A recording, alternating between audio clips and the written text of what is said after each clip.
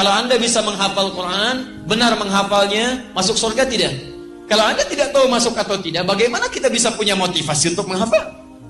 Perhatikan, saya katakan kepada Anda, Allah berjanji dalam Al-Quran. Allah berjanji bahwa orang yang benar menghafal Qurannya, benar menghafal, nanti benar itu bisa mengamalkan isinya, benar menghafalnya, maka bukan hanya masuk surga, Allah akan hiasi dia ketika masuk surga dengan perhiasan yang membedakan dengan yang bukan menghafal Quran. Demi Allah saya katakan, berusahalah menghafal Quran, karena Anda akan mendapatkan hal yang berbeda saat Anda masuk surga insya Allah.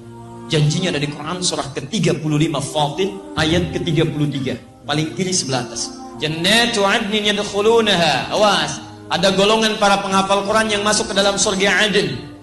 Yang paling indah di dalamnya, awas, lihat baik-baik. Di dalamnya yuhallawna fiha min asawir. Mereka akan dihiasi dengan perhiasan-perhiasan yang sangat indah di dalamnya. Nanti tafsirnya ada di At-Tirmidzi nomor hadis 2915. Ketika seorang penghafal akan diminta naik ke surga, Masya Allah, maka nanti ada firman yang mengatakan, waqar. Saat Anda naik ke surga, bacakan bacaan Quranmu yang biasa engkau bacakan saat di dunia. Setiap dibaca, naik. Setiap baca, naik. Tiba-tiba Qurannya mengatakan, ya Allah, lihat baik-baik. Allahumma halli. Ya Allah, sebelum naik dia ke surga, hiasi dulu dia. Bedakan dengan yang bukan penghafal.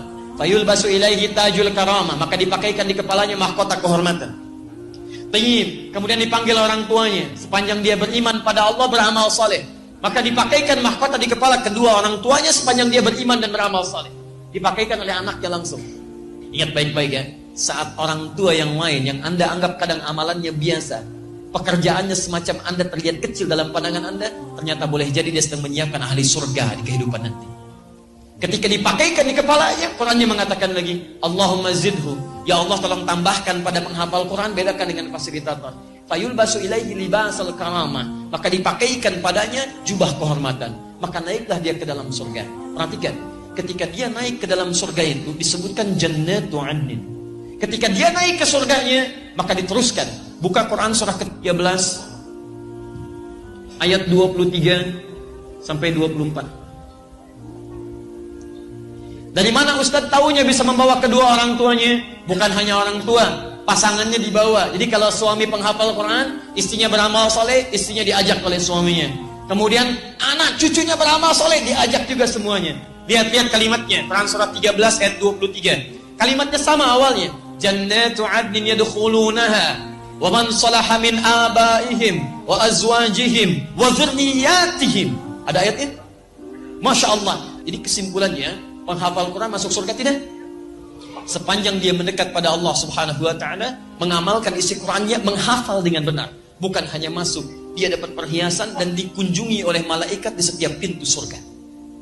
Sampaikan ayat ke-24-nya. Wal malaikatu yadkhuluna min kulli babin, dan malaikat masuk ke setiap pintu surga menyambut mereka, bahkan mengatakan pada mereka, salamun alaikum bima sabartum.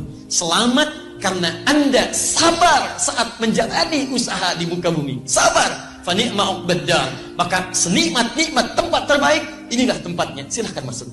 Baik. Jadi kesimpulannya, ketika Anda ingin masuk surga dengan cara menghafal Quran, ada yang masuk surga dengan cara tahajud, makanya dibuka babu tahajud. Ada yang ingin masuk surga dengan berpuasa, makanya dibuka pintu Ar-Rayyan, pintu orang puasa. Jadi ketika nanti Anda di akhirat, Anda dipanggil, hei ahli puasa, pintunya manggil Ar-Rayyan. Di begitu masuk, ughliqat, ditutup. Ughliqa itu bukan ghallaqa, jadi ada aghlaqa, ada ghallaqa, beda. Kalau ghallaqa, nutupnya pelan-pelan, sehingga masih bisa ngintip. Perhatikan baik-baik. Ughliqat, ditutup. Kalau aghlaqa pakai hamzah itu seketika, tutup. Begitu ahli puasa masuk ke pintu surga, masuk semuanya, tutup seketika, tutupnya kencang. Jadi tidak ada kesempatan orang lain untuk mengintip. Ada apa sih? Babu tahajud, ahli tahajud masuk, ahli tahajud. Ahli Quran punya pintu sendiri. Ayo siapkan, Anda harus punya cita-cita. Saya mau masuk surga dari pintu ini, dawangkan amalannya di dunia. Anda harus punya cita-cita, teman-teman. Yang paling hebat adalah orang yang diperebutkan oleh semua pintu itu.